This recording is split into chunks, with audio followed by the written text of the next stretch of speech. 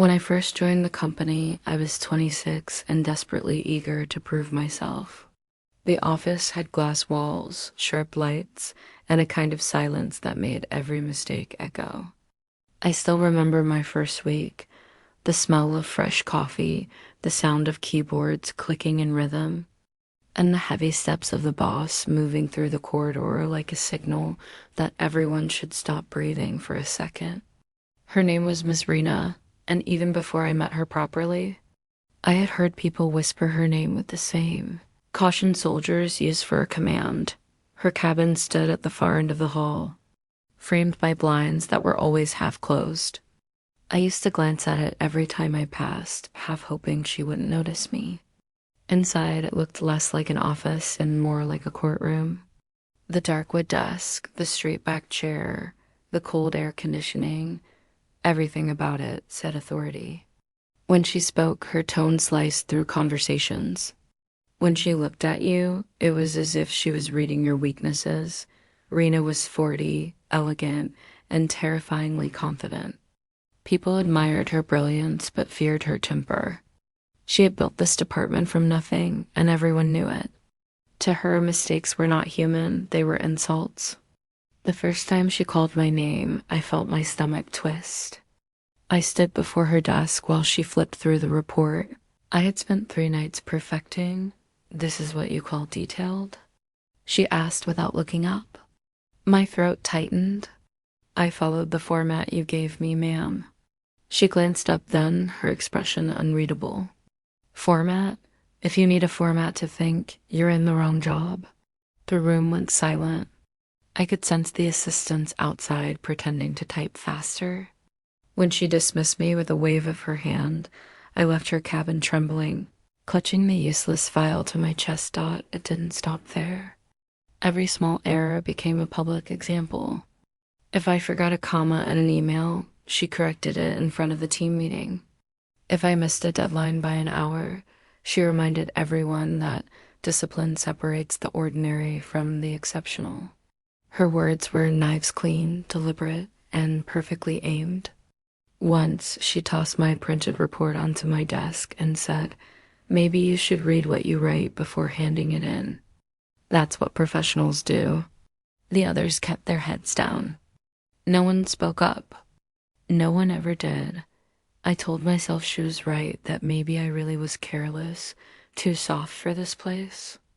I started staying late, double-checking everything, skipping lunch just to get her approval. It never came. Each day felt heavier than the last.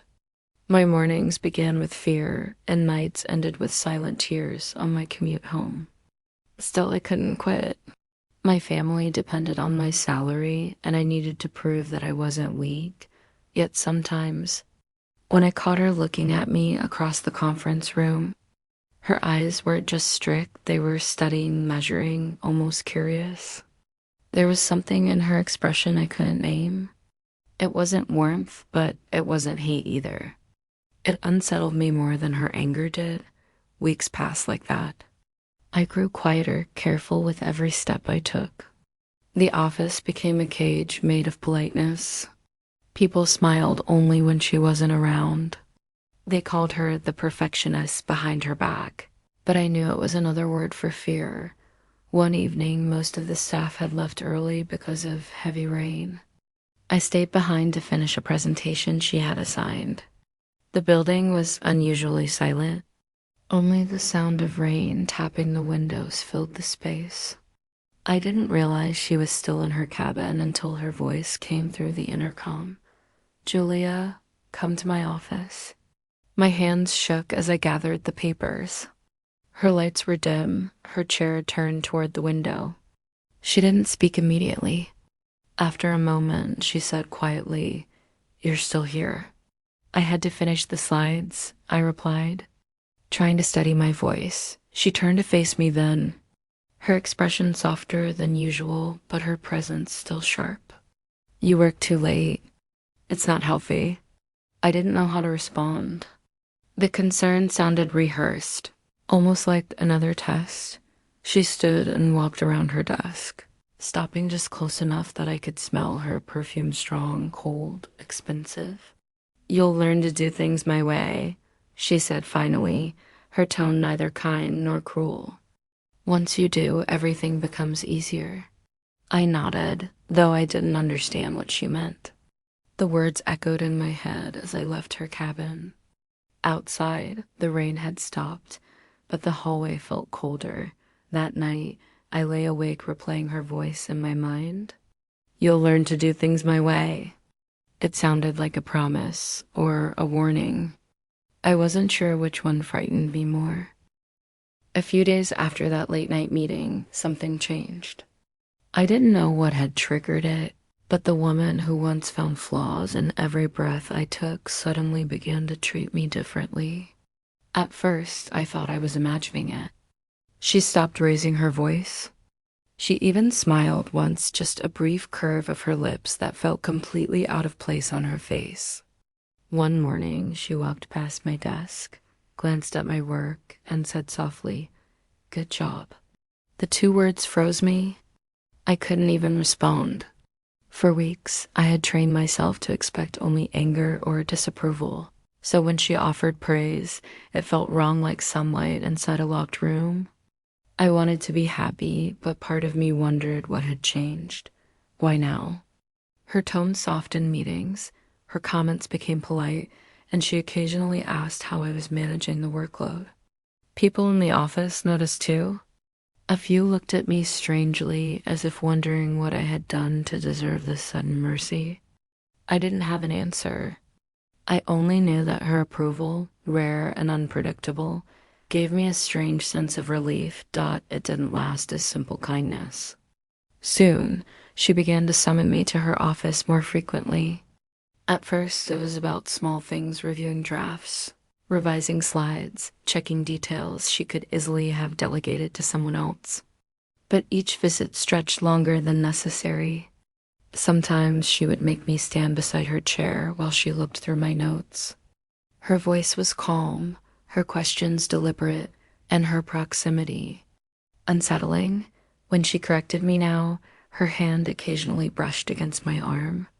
She called it guiding me through the process. I told myself it meant nothing, but the air in her office felt heavier each time I entered.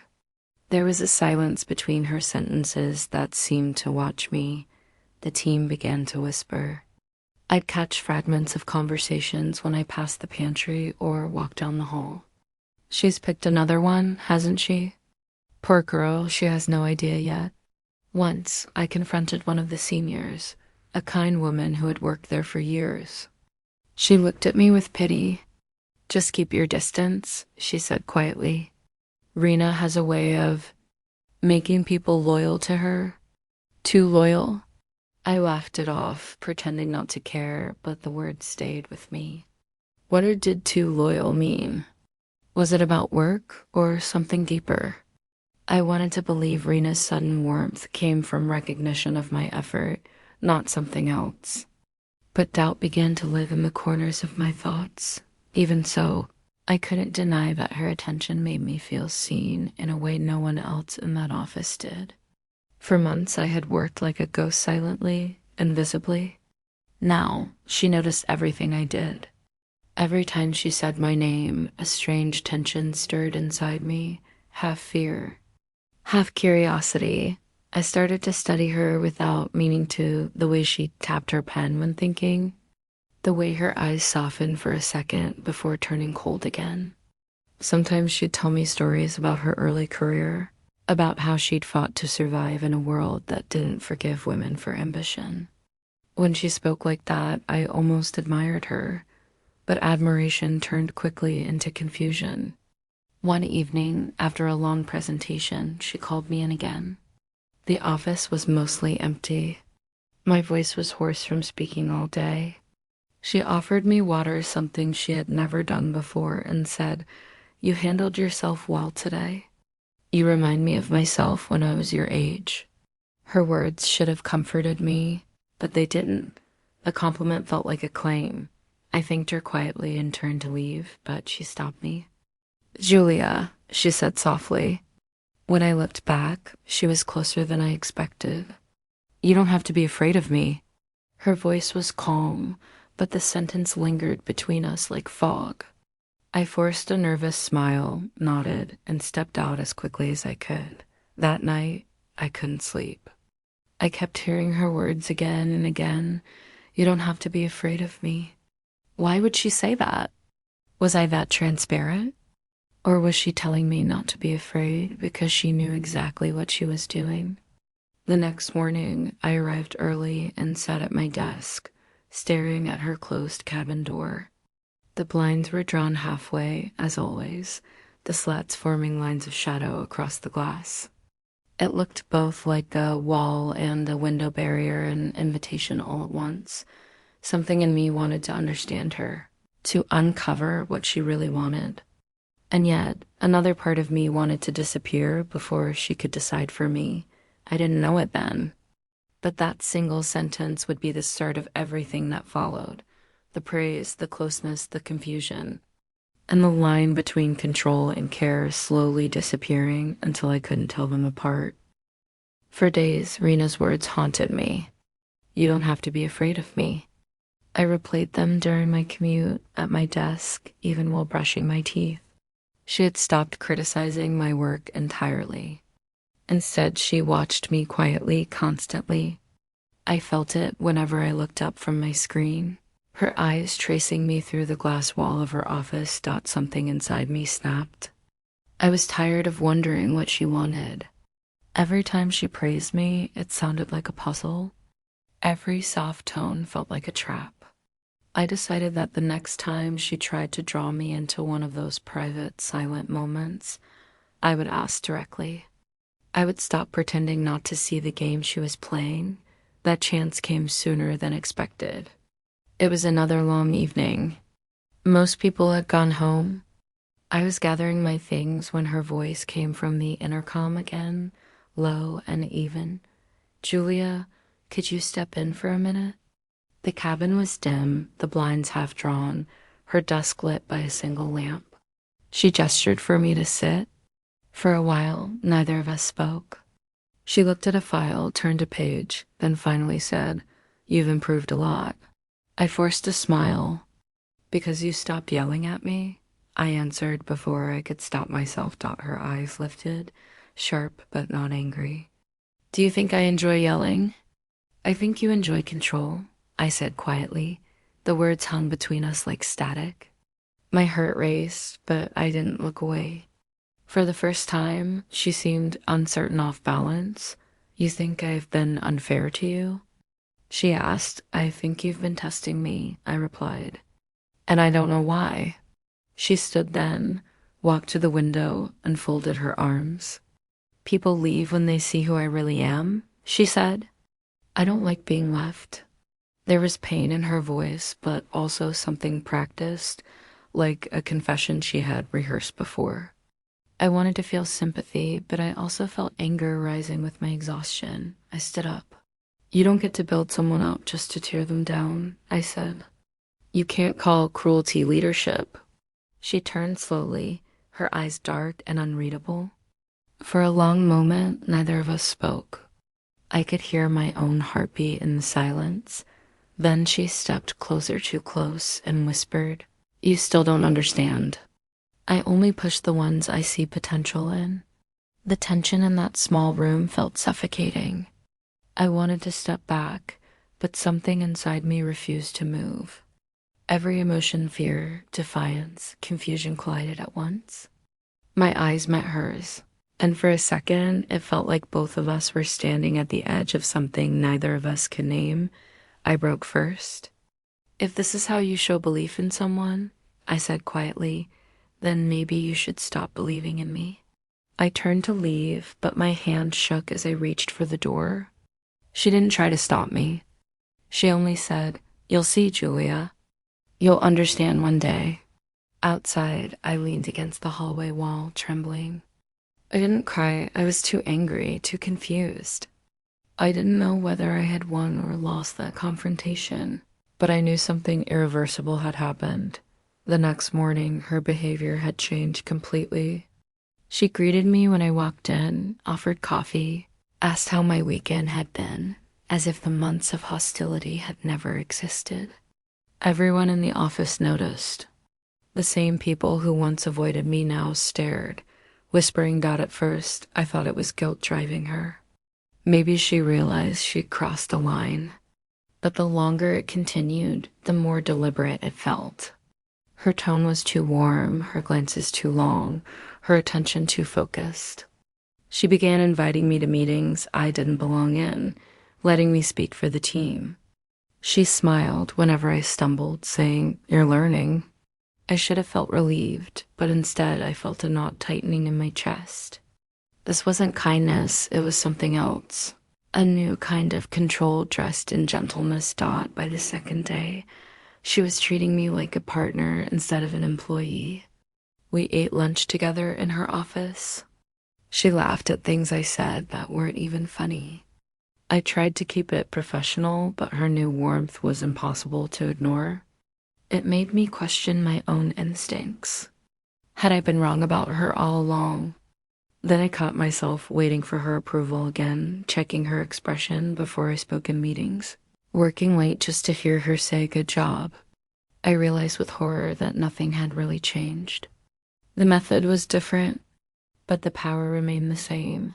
Late one evening, when I was alone again, I thought about that night in her cabin, the look in her eyes, the silence that had stretched between us, the way she'd said, "You'll understand one day." Maybe that was the moment she had truly won.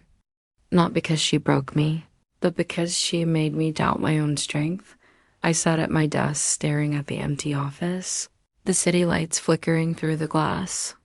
I should have felt free after confronting her, but instead I felt caught in something invisible. I understood now. She hadn't lost control that night.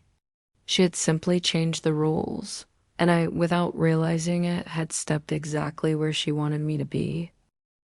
I never planned to fall this deep, not into love, not into fear, not into this strange in-between that I couldn't even name. But survival has a way of bending your morals, of teaching you to smile even when your chest is on fire. Before all of this began, my life outside the office was already fragile. My father had fallen sick the previous year, and my younger brother was still studying. Every month, my salary covered medicine, tuition, and rent. There was nothing left for me, no safety net, no escape plan, not even a backup dream. I couldn't afford to lose this job, no matter how unbearable it became. That's how she trapped me without even saying a word. Knew everything, the financial strain, my family's dependence, even the part of me that wanted to prove myself in this company. She had access to every detail through HR files and casual questions. She once asked in her calm, knowing voice, "You're the only earning member, right?" And I had nodded, not realizing that my honesty was sealing a kind of invisible deal between us. After that, she began to blur the lines between work and something else entirely. It started with little things. A cup of coffee on my desk in the morning. A message at midnight asking if I'd reached home safely. A compliment whispered when no one else could hear. "You handled that report beautifully, Julia," she'd say, her hand briefly resting on my shoulder, but it wasn't kindness. It was control dressed as affection. I could feel it in how she demanded my attention at all times. If I didn't reply to her late-night messages, she'd call me into her office the next day, her tone sharp and disappointed. "When I text you, I expect an answer," she'd say. And I would apologize, voice trembling, pretending it was just professionalism, not possession. Then came the gifts. A silk scarf left on my chair with a note that read, "You should wear colors that make you look alive." A pair of earrings that matched my confidence. At first, I refused to take them, saying I couldn't accept personal gifts from a superior. She smiled, that same quiet, chilling smile that never quite reached her eyes, and said, "You don't have to refuse everything good that comes your way. Julia, And so I stopped refusing. Every act of generosity came with invisible strings. If she offered to drive me home, it meant she expected my company after hours. If she gave me a compliment, it meant I owed her my time, my availability, my silence. Our meetings grew stranger. She'd call me into her cabin after everyone had left, the entire office dark except for the light spilling out of her glass walls. I'd sit across from her, pretending to review documents, while she leaned back in her chair, watching me. "You look tired," she'd say softly. "I'm fine," I'd whisper, eyes down. "You're not. You work too much. I have to." Or maybe she'd lean forward, her voice barely a whisper now. "You work too much because you want to please me." That line stayed with me longer than I cared to admit, because maybe she was right. Maybe a part of me did want to please her, not out of affection, but fear. Fear of losing my job, fear of her anger, fear of being nobody again. The emotional tension between us became unbearable. She'd call me into her office at night under the pretext of reviewing performance, but those sessions had nothing to do with work. They were about closeness, about silence, about a power so one-sided that it made my skin ache. One night, as rain drummed against the glass, she told me, "You need to stop overthinking everything, Julia. You need to trust me." I wanted to say trust isn't what this is, but the words never left my mouth. She stood up then, walked behind me, and placed her hands on my shoulders, firm, possessive. My whole body stiffened, but I didn't move. I just sat there, staring at the reflections of our blurred figures in the window. "Do you know what I see when I look at you?" She whispered. "No," I said quietly. "I see someone who wants to be cared for," even if she won't admit it. That night, I went home and cried. Not because of what she said, but because of what I felt: shame, disgust, confusion, and a strange, hollow longing. By now, my entire world revolved around her moods. If she was cold, I'd lose my appetite. If she smiled, I'd breathe again. It was pathetic, and I knew it. But knowing doesn't mean escaping. I began to isolate myself. I stopped having lunch with coworkers. I avoided calls from friends. I couldn't explain what was happening, not even to myself. I just knew that if I left, everything would collapse. My income, my family's security, and the fragile sense of worth I'd built in her shadow. Schneidel knew this. She fed on it. She'd say things like, "You're special to me," and then the next day, she'd scold me harshly in front of others. I lived in that emotional whiplash, punished and rewarded, broken and mended, all by the same pair of hands, once. After a particularly harsh meeting, I found myself sitting in the washroom, staring at my reflection. My lipstick was smudged, my eyes swollen from holding back tears. I whispered to the mirror, "You're not in love. You're surviving." The words echoed in that cold, tiled silence, a confession and a verdict, but survival had its cost. I began losing sleep, skipping meals, my body reacting to the constant tension. And still, every morning, I'd walk into that office, smile faintly, and say, "Good morning, ma'am," as if everything was normal. In a way, I think that's when she won completely.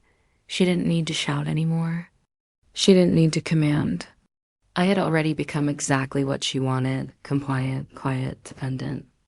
A part of me wondered if she ever truly cared, or if I was just another chapter in her long, hidden history of control. I'll never forget the night I realized I couldn't tell where her affection ended and my fear began. She called me from her desk, her tone softer than usual. "Stay a little longer tonight," she said. "I don't like working alone." And I stayed, not because I wanted to, but because I no longer remembered how to say no. That was the night I understood the full meaning of captivity, not behind locked doors, but behind invisible ones built from kindness, need, and manipulation. I wasn't in love. I was surviving, and survival in her world meant surrender. Asterisk. There were moments, brief, disorienting moments, when everything felt almost normal. When her voice softened, when her eyes looked less like they were searching for control and more like they were afraid of losing something.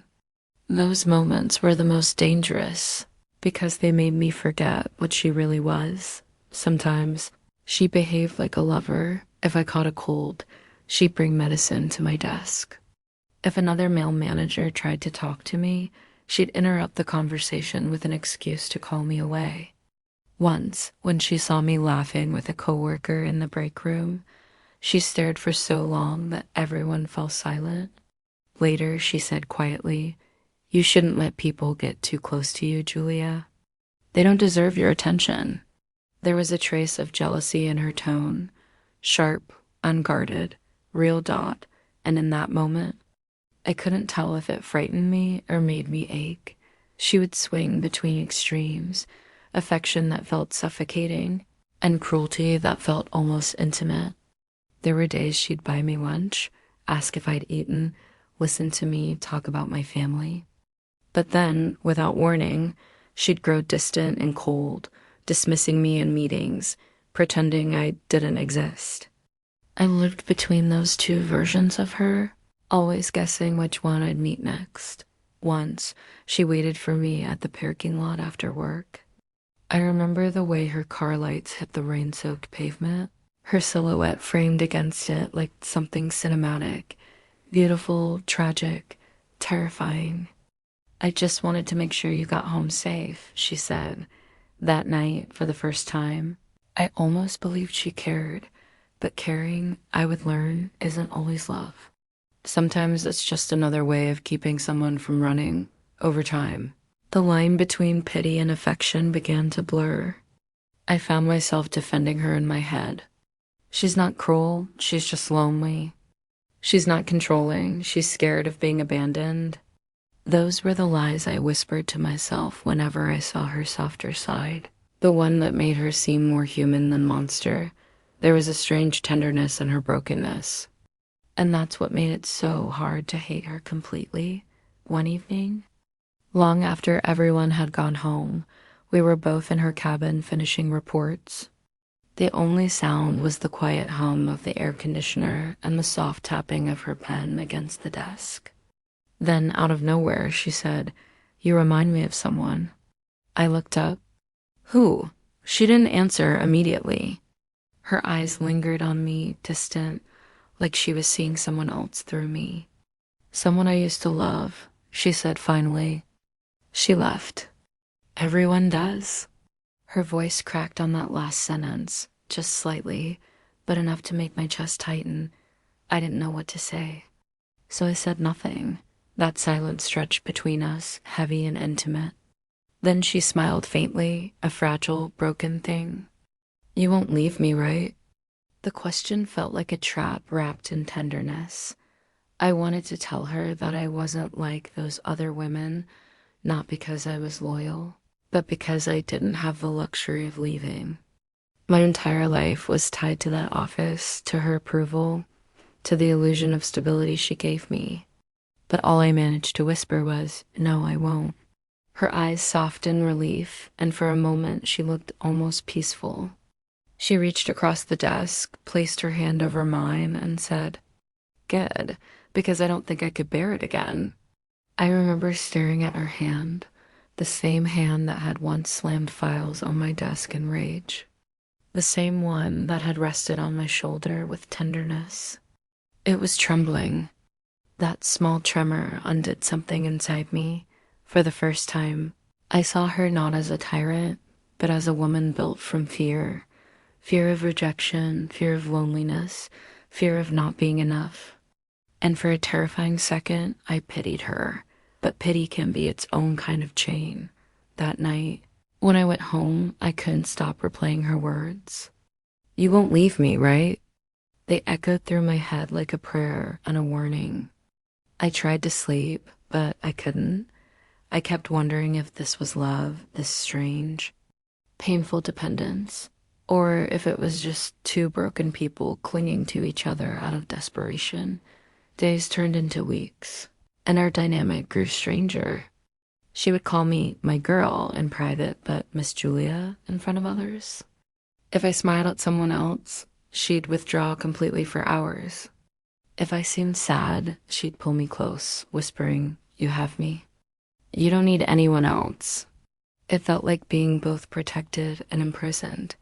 One afternoon, during a rare moment of calm, she confessed more. We were sitting by the window, the city fading into twilight outside. Her voice was low, almost fragile. "Every woman I've loved has left me. I give them everything, and they still go. I start to think there's something wrong with me." I wanted to say, "There is, but it's not what you think." Instead, I looked at her and said softly, "Maybe you just choose the wrong people." She smiled, a tired, knowing smile. "Or maybe I make them wrong by loving them." That line hit me like a truth I'd been trying not to face. Because I realized then I was becoming one of them. Another woman, she was turning into something smaller, quieter, more obedient, until I'd finally break. The realization hurt. But the worst part was how deeply I still felt for her. Not love exactly, but something close to it. A kind of sorrow for what she was, and maybe what I had become because of her. The night that sealed everything was quiet. We were alone again, the lights dimmed, the air thick with everything unspoken.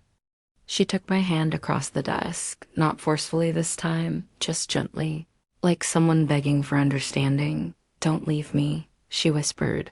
Her voice wasn't commanding now. It was pleading, vulnerable, almost childlike, and that was the moment I broke. Not because of affection, but exhaustion, from the push and pull, the guilt, the dependency. Tears welled up before I could stop them. I cried silently, my hand still in hers, realizing that neither of us was free. She looked at me, confusion flickering across her face, and asked softly, "Why are you crying?" I couldn't answer. Because how do you explain the kind of love that feels like a prison? She brushed her thumb across my knuckles, whispering, "You're safe with me." But it wasn't safety I felt. It was surrender. That night, as I walked home through the empty streets, I realized that sometimes love and captivity wear the same face. One gives you warmth, the other takes away your freedom. And when they come from the same person, you forget which one you're living in. Maybe she loved me in her own broken way. Maybe I loved her too once. But it didn't matter anymore, because love, real love, shouldn't feel like survival. And yet, there I was, still chained to her by something that looked like love but felt like prison. Asterisk. It took me months to realize what was happening to me, and even longer to admit it. Somewhere between the guilt, the fear, and the strange comfort of her affection, I had lost myself. I couldn't recognize the girl who had walked into that office full of ambition, desperate to prove herself. All that remained was someone constantly trying to survive another day without breaking. The breaking point came quietly. There wasn't a big fight or a dramatic outburst, just a morning when I woke up and felt empty. I looked at myself in the mirror, and the reflection staring back felt like a stranger. Someone who smiled when she was told to, worked when she was scared to stop, and loved because she didn't know how to leave. That day, I sat at my desk, watching her through the glass cabin. She was talking to another employee, her expression as cold and calculating as it had once been with me. Something inside me cracked, a small, final sound, like glass giving way under pressure. I opened my drawer, took out a piece of paper, and began to write my resignation letter. My hands trembled the entire time. I could hear my heart pounding in my ears as I typed each word. With due respect, I am resigning from my position, effective immediately. When I handed it to her later that afternoon, she didn't even look at it at first. "What is this?" she asked, her tone sharp, almost annoyed. My resignation, I said quietly. For a moment, she didn't react. Then she stood up so suddenly that her chair rolled back. You're not serious. I am. Her eyes darkened. After everything I've done for you? I wanted to say everything you've done to me, but the words refused to leave my mouth. She came around the desk and stood close, too close. You're making a mistake, Julia, she said softly. You think you'll survive out there without me? I'll try, I whispered. Her face shifted from anger to disbelief, from disbelief to something I hadn't expected, fear. For the first time since I'd met her, she looked lost. Please don't do this, she said. I can change. I'll fix things. Don't go. Tears welled up in her eyes, and that sight almost broke me again. Almost. Because even then, I could hear the manipulation behind the sadness, the voice that had once said, You need me, and I need you. This time, I didn't answer. I just nodded politely, picked up my bag, and walked toward the door. Julia. She called after me. I stopped, my hand on the doorknob. You won't find anyone who'll care for you like I did. I turned slightly, met her eyes one last time, and said quietly, I don't need care that costs me myself. And then I left. The first few weeks after leaving were brutal. I had no savings, no job, and no real plan. My parents depended on my salary, and I hadn't told them the truth about why I'd quit. I told them it was office politics, burnout, anything but the truth, that I had been trapped in a kind of love that felt more like a wound. The days felt longer now. There was no constant buzzing of emails, no sound of her heels clicking against the marble floor, no voice calling my name across the office. The silence was both terrifying and healing. Some mornings, I'd wake up and instinctively reach for my phone, expecting a message from her. But there was nothing. No calls, no texts. Just the hum of an empty apartment and the sound of my own breathing. I struggled, really struggled. There were nights when I cried because I didn't know how I'd pay the next bill. But beneath that fear, there was something new. Something fragile but real. Peace. It wasn't loud or dramatic. It came in quiet moments, when I made breakfast for myself without checking the clock, when I walked outside and felt the sun on my face without thinking about deadlines, when I smiled without waiting for permission. I began writing again, something I'd stopped doing years ago. I wrote about pain, power, and women who loved in silence. I wrote to heal. And somewhere in those words, I started to understand. Sometimes love isn't love at all. It's just the fear of being alone, wearing love's mask. That's what she had done. That's what I had accepted. Two lonely people mistaking control and dependence for something beautiful.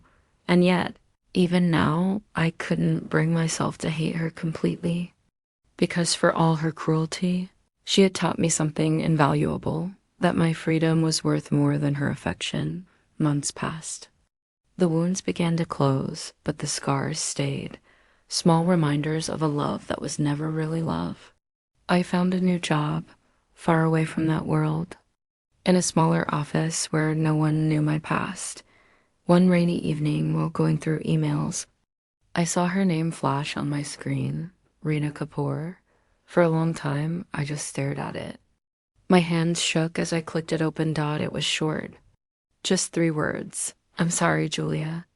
No explanations. No attempts to justify. Just that. I sat there for a few minutes, staring at the message. The rain outside tapped softly against the window, a steady rhythm like a heartbeat. For a moment, I thought of replying. Maybe to say I forgive you. Maybe to say I understand. But then I realized I didn't need to. Forgiveness wasn't for her. It was for me. And I had already done it quietly by surviving.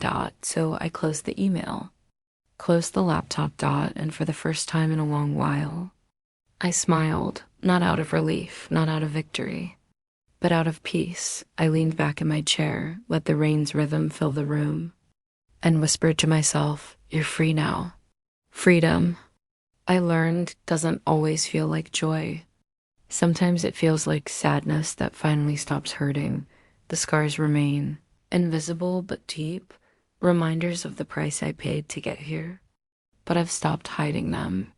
They tell my story better than words ever could, because she did touch me, not just my body, but the parts of me I didn't know could break. And even though those parts still ache when I remember, I also know they healed stronger. She touched more than my body. She touched the part of me that still hurts when I remember. Asterisk.